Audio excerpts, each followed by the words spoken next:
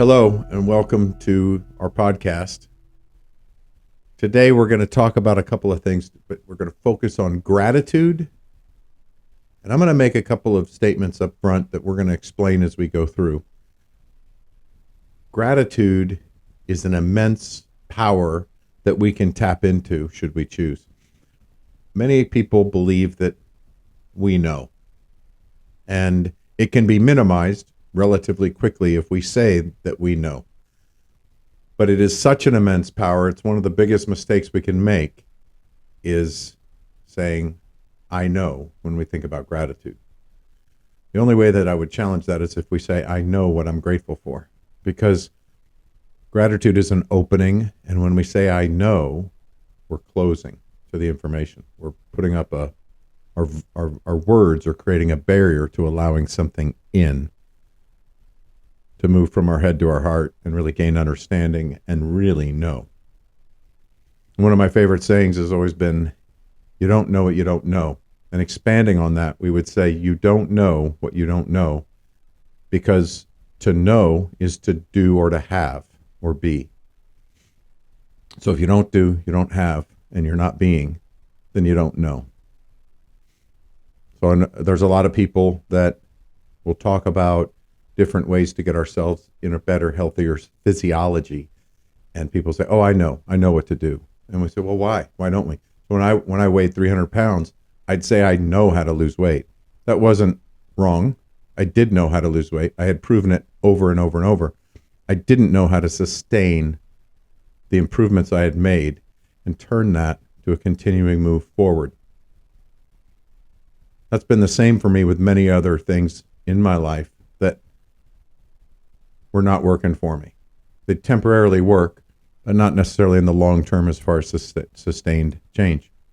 So in this particular case, what I found, and in all the other cases, what I found is that gratitude and the true power of gratitude is one of the most powerful elements that we can utilize as a foundation for any type of lifestyle or change or way of being that we want to have. So being said, it is an immense power. Now, to speak to that, Harvard has done a study. They've done studies that say that if you practice gratitude for 21 days by writing down 3 things you're grateful for every day for 21 days, that you will actually have a change in the chemistry in your brain, a positive change in your brain. It will improve your ability to counter the cortisol and the stress hormones of high stress. So that's a study that Harvard has done and said is true. What we've learned through other practices, we have a Gratitude of Champions worksheets. We have a few of them, and we custom make them for ourselves, and our clients custom make their own if they choose, or they use one that's already existing. Some start in the morning, some start at night. They're full day practices of immersing ourselves in gratitude in multiple forms.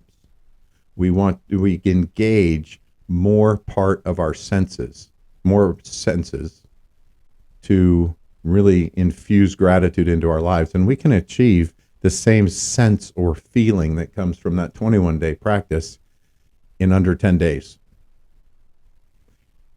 Soon, we're going to do a challenge. If we haven't already launched it, we're going to do a challenge that really challenges how quickly can you make the change. Because there's a suggestion that says that by increasing our intention and by engaging more of our senses and the way we choose to visualize, that we could possibly, we can shorten the window of how long it takes to change that chemistry. And then there's some questions on how much deeper or higher can it go, our sense of gratitude, and how can that affect our lives if we keep that intense of a practice going for a longer period of time. So that engages multiple day parts, multiple intentions, not only writing down a few things that we're grateful for, but sharing it with others, coming up with creative ways to express it and to reward ourselves for it. And there's just ways of doing it. Everyone has the opportunity and the right in what we do to craft and create and experiment and play with their own way of practicing gratitude for their way of processing, for my way of processing. I'm a verbal processor. It helps me to express. Other people are more tactile. Other people are more visual. Depending on those things, there's different ways to try and engage ourselves processing in our best way, in what our processing strengths are. And now we're stacking the greatest part of ourselves towards this idea of gratitude, and we can achieve a rapid change. We've demonstrated that we can do it in under 10 days instead of 21. But there's going to be a challenge out there that's going to be to do that, and also to see if you can do it sooner. So, all right. That being said, there's a point I want to make at the end of this, and the point I want to make now is that feedback is key to success. So our ability to receive feedback, to be open to feedback, is key to our success towards what today and tomorrow can look like in how we achieve.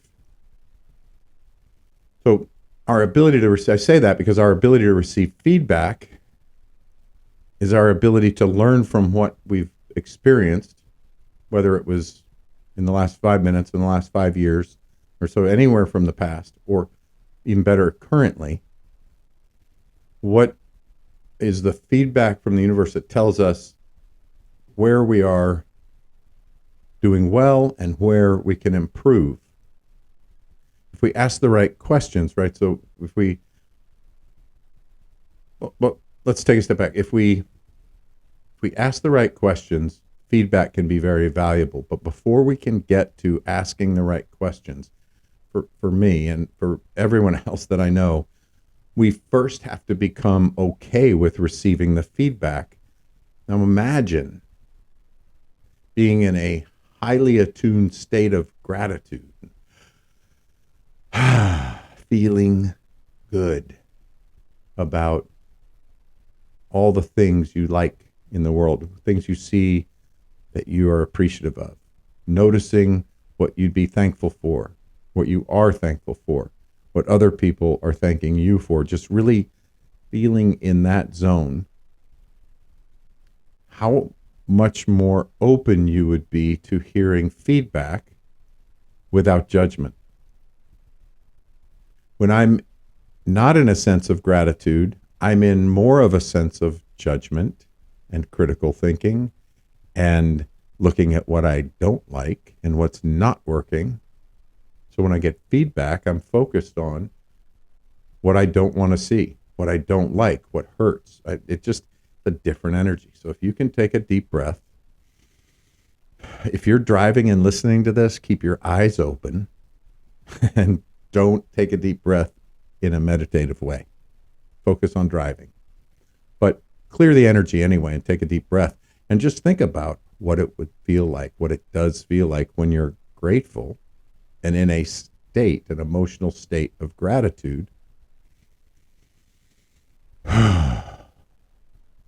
And you look at something that maybe you feel was a mistake or something you didn't do quite well. Much easier to look at that. Now we call that looking in the mirror. There's two sides to looking in the mirror for me. One is looking directly in the mirror at myself, my behavior, my actions. In a state of gratitude, that's much safer. I have much better self-talk, and I'm more emotionally resourceful to have ideas of what might be best to do about it. So that's in a state of gratitude. The other thing that a state of gratitude gives me is the ability to then shift from looking in the mirror myself and choosing what I might want to put in the rear view mirror. Because what are the things about a situation that I want to leave behind and not ever repeat? So anticipating, when we are looking in the mirror, anticipating what we want to remove or get rid of or not practice again or not repeat and bring into the future or into today, can be really helpful. And us being in a state of gratitude really helps with that. Being in a tense, tight, controlling, I've got to make it happen, manipulative type of emotional state makes it much more difficult. So we're looking for ease, making it easier to look in the mirror and do a self-evaluation. We're trying to make that easy and effortless. Being in a state of gratitude is where that starts. So the statement I'm making is that our future success and our success in the things that we're working on in the now are key. They're dependent on our ability to receive feedback on our behavior. And that really, knowing that, then makes us open to any feedback we receive, regardless of how it could be judged. So if we're not judging and we're just accepting feedback as something to be grateful for, which we can do if we're in a state of gratitude, then we can move forward to making decisions and evaluating in a way that we feel really positive about, because we have a confidence of what we're going to get rid of, and we can quickly move something over here to the rearview mirror where we can look back. So yeah, that's gone. Now I don't know about you, but my confidence of being able to own something and really talk about it and just take ownership of it and say, yeah, that's what happened when I made a mistake, goes up a great deal when I'm clear with myself that I'm not going to repeat it. You know, how many times have I said, after binge eating or something, I'd be like, how many times have I said, I'm never going to do that again? When I was younger and I drank a lot, man, we'd wake up, I'm never going to do that again. You know, it's hard to look at the behavior and maybe what it meant to me or what I was saying to myself or all those other things. But when I'm in a state of gratitude and when I'm confident that I'm not going to do it again, I don't really have to say it. I don't have to say, man, I'm never doing that again, because it's in the rearview mirror. I know it's gone. We can quickly shift from that sense of grief and remorse and regret of, man, I can't believe I did that and I don't ever want to do it again. We turn on the power of gratitude, we can much more easily come to the true decision that we're just not going to do that again. And we can develop, with the look in the mirror, we can ask ourselves what we can learn from it so that we don't have to repeat it, and we can look at what we want to replace it with. We can look at what we want to do instead. So then I can set myself up for, in the case of eating, the next time I go to a dinner party and I start acting like the 12-year-old who was rewarded for going back to the dinner to get new plates 3 and 4 times because they loved it when I loved their food. And I could prepare myself to walk into a dinner party as an adult, not as a 12 or 13-year-old wanting to gain love and appreciation from my aunt. And so in a state of gratitude, I can do that, because I can even be grateful for how my aunt did choose to love me and how I did gain an appreciation for food and a translation of understanding that was nourishing me and that she felt loved when I was allowed myself to be nurtured by her with her food. So I can reframe things in a state of gratitude. When I'm not in a state of gratitude and I'm more operating under stress hormones and I'm wanting to control and do other things, it's more difficult. So that's the step we're going to make today. The way we're going to get there is to talk about basically 3 ways that we can focus on gratitude and kind of turn up the volume on the intensity of how gratitude's affecting us in a positive way. And this is an encouragement more than anything, just to experiment with it yourself and to try this on. Now, you keep following me and check me out on social media and everything else. You'll see a continued discussion on gratitude, and I will continue to pull up other things that scientists and professionals have studied about gratitude and about the effects of the mind, some of the neurology behind it, some of the quantum, theory behind gratitude and what it really does in our brain. Joe Dispenza has said that in his seminars where he's helping people reach a state where their body heals itself, that getting the person into a state of gratitude is a foundational key element of creating the environment where that healing can actually take place. So that some of those types of things we will continue to get out here and put out there for people to consider and think about. Because really, if we could get every single person in the world to focus more on gratitude, we could have any kind of change we want to see in the world. And that's exciting to me.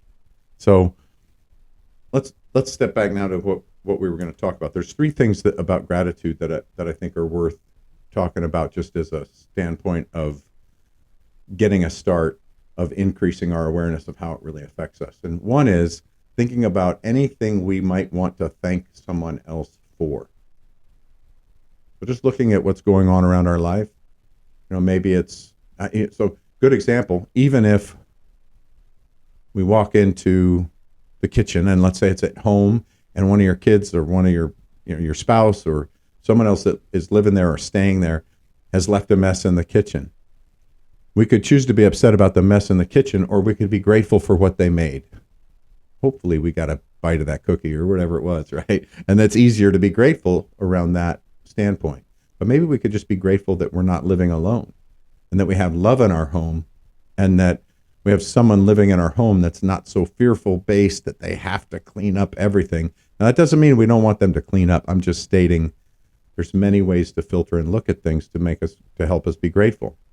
Another thing, if we're at the office and we're in the break room or kitchen there, we could be gripey about all the different things there.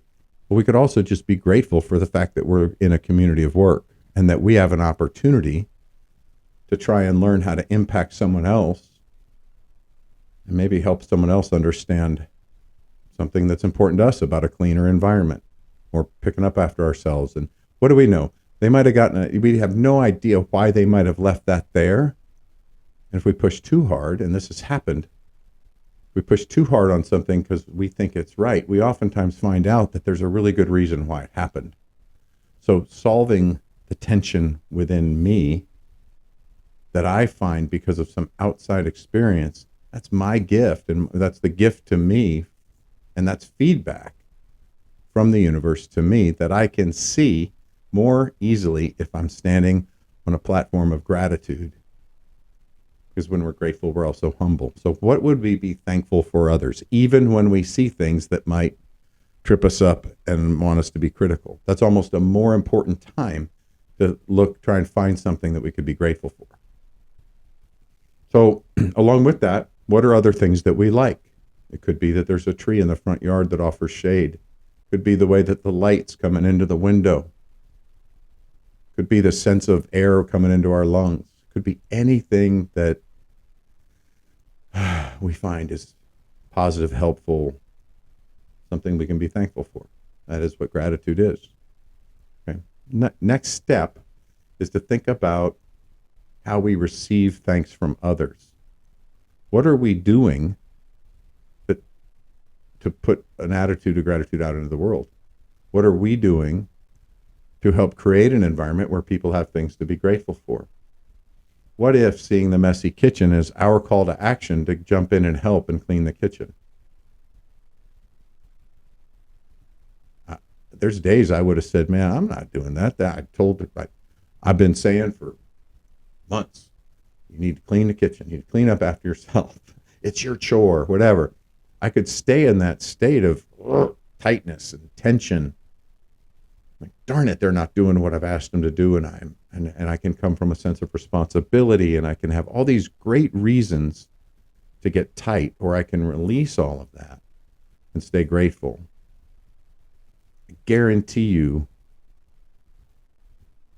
anyone that's on the other side of that equation is going to respond better if we stay grateful and appreciative and look for positive ways to impact them. That goes much farther. Now, that doesn't mean that there's not different ways to still approach someone that's more effective for them based on their strengths and their style and their processing and everything else. But it does mean, it does mean that we'll go a lot farther if we stay in a state that is grateful. That's another key element to this that we'll get into, because gratitude isn't all about letting someone on the hook or off the hook. If we're thinking about things people could be grateful for in us, if we're acting in a way that we could imagine people being thankful for, or how do we act when someone's thanking us? That's our ability to receive gratitude. If we're on this level of gratitude, thinking about what my responsibility in this is, the state I get to stay in, the state I choose. Whoever, if you're in a group environment, the person with the strongest emotional state wins. So if my stress is stronger than your gratitude, we're going to feel some stress. But if your gratitude is stronger, we're going to experience gratitude. Oftentimes we shrink when somebody else is stressed and try and show up and be helpful. If we can not shrink, but stay kind, loving, tolerant, and in a place of extreme gratitude, it's different. Now, I can stay love, kind, and tolerant much easier, again, when I'm in a state of gratitude, when I'm focusing and noticing on what I'm grateful for. So we're stacking the positive experience that we can have. Okay, next is opportunities and challenges. Being grateful for opportunities and challenges. And this can be some of what people say is the tougher work, possibly. And maybe you have no effort at all in being grateful for an opportunity or a challenge that you've been faced with. Maybe something that you consider terrible, or that everyone in the world can consider terrible, has happened, and you have found a way to feel grateful for that. It's people do it. It's very possible. So maybe you have that ability, and you've already practiced that ability to be grateful for something and how it strengthened you. It's easy to be grateful for an opportunity we're excited about, but an opportunity to change or grow, which often comes in the form of somebody making my life more difficult in my mind, right? I get, oh my gosh, would they stop? And I remember a moment where my wife at the time was really upset with me. She was, I don't remember all the details of why, but she was throwing her typical hooks at me, wanting to get into my side for me to get in and argue with her. And I stopped. I took a deep breath. And I looked at her, arms down, as non-threatening body language as I could. And I said, I am so sorry. I am so sorry that you're having this experience with me. I want nothing more than to give you a different experience. As a matter of fact, I want to be positive, uplifting, nurturing, kind, and loving, and a positive influence in your life. And clearly, that has not worked. I am not succeeding in providing that experience for you right now.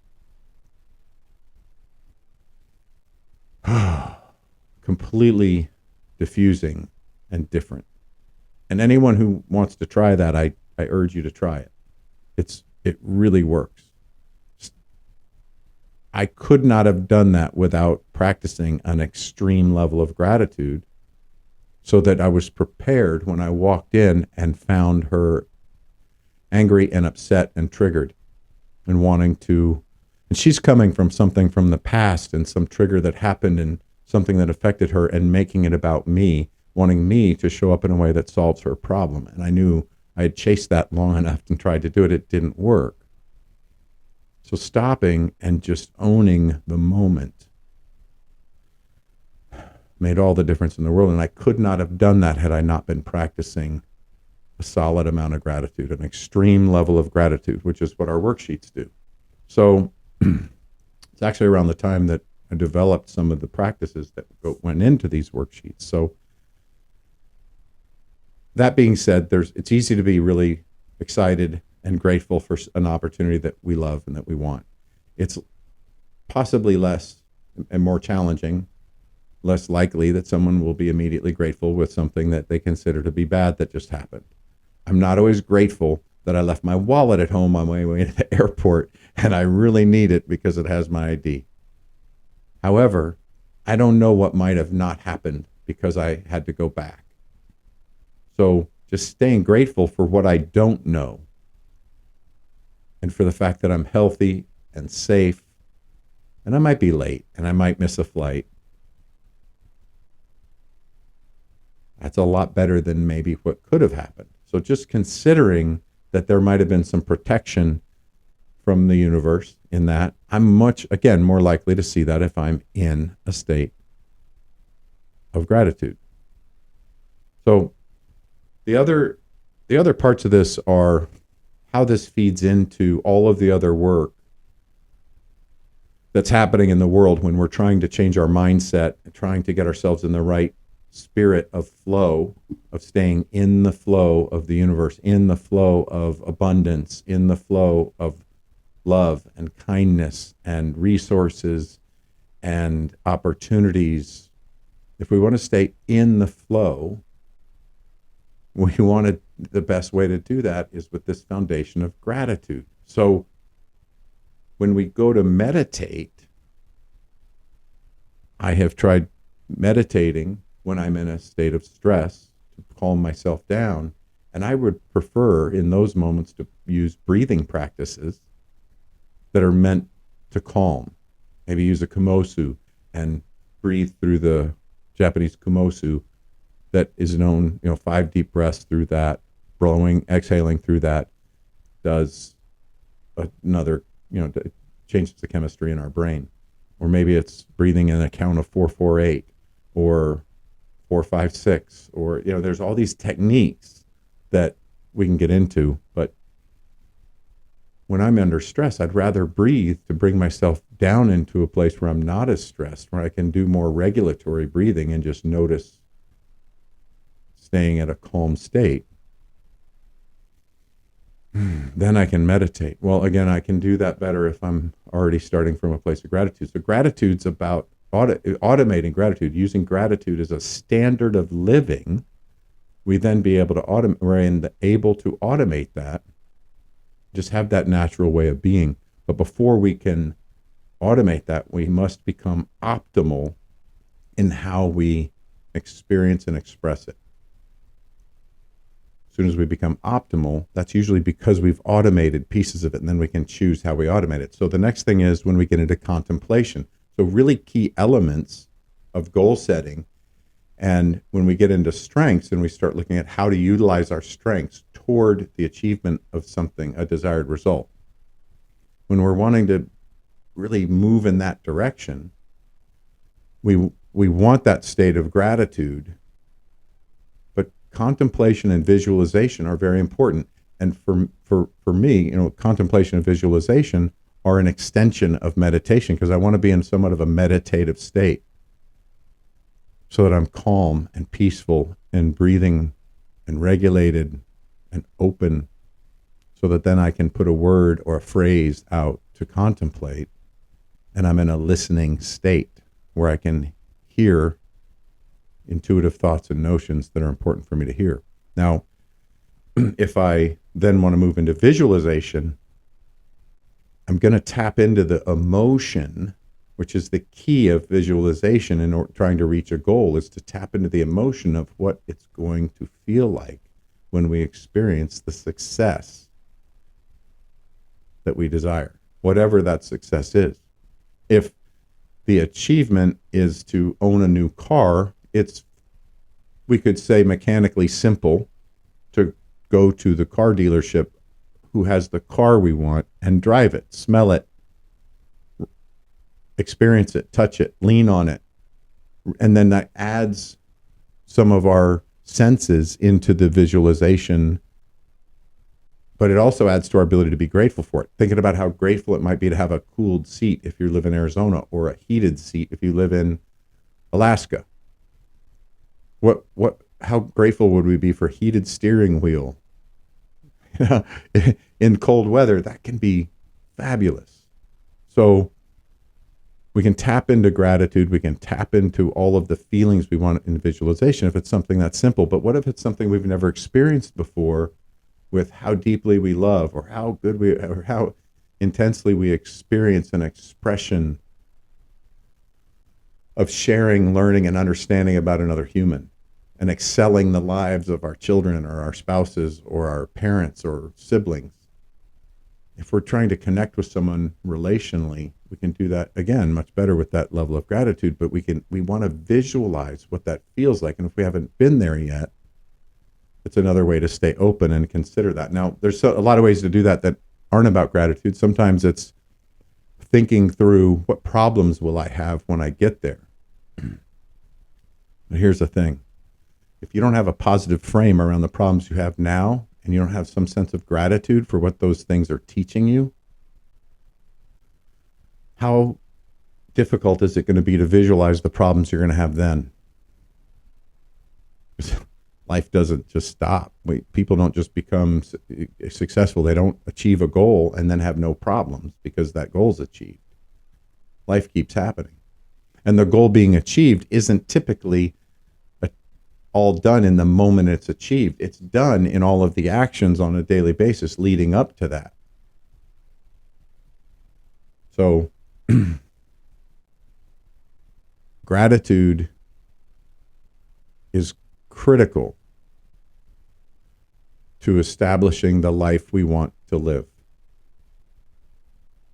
It's critical to understanding how we're wired, and it's critical to our ability to accept feedback from our surroundings and from our experiences, whether it's someone verbally giving us feedback or if it's just the feedback we're receiving based on the results.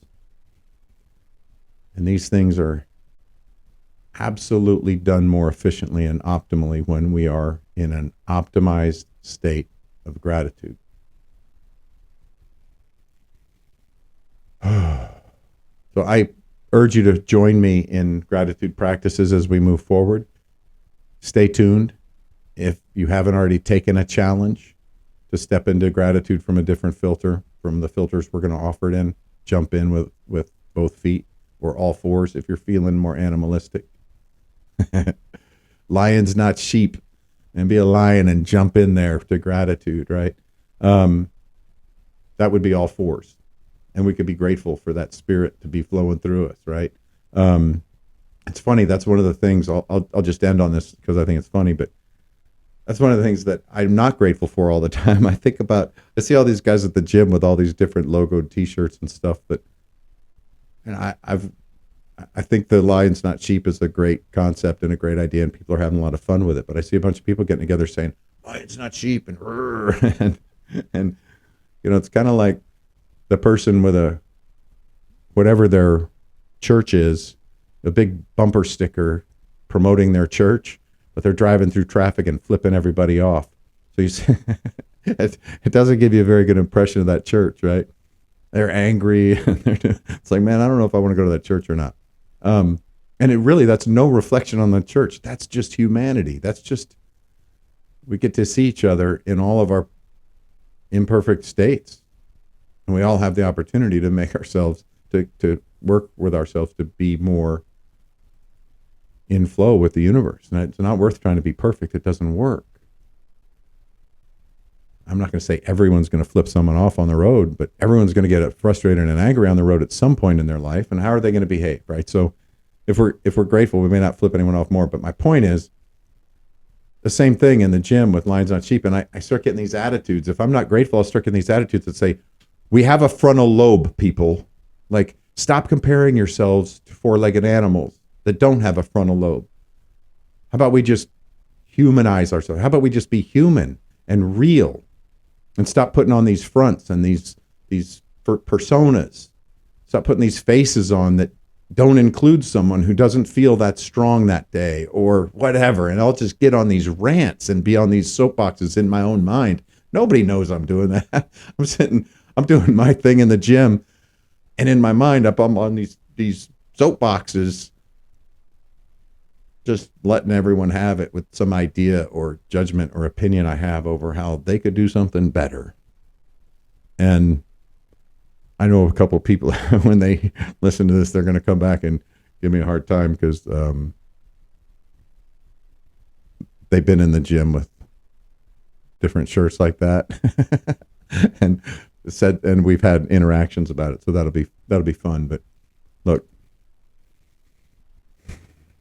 wherever you are today, whatever you're doing, if you're out for a walk, driving your car, headed to work, and you're listening to this, if you're not grateful, get there. And if you don't know how to get there, even if you do know how to get there, take a look at what we're doing here with gratitude and check it out.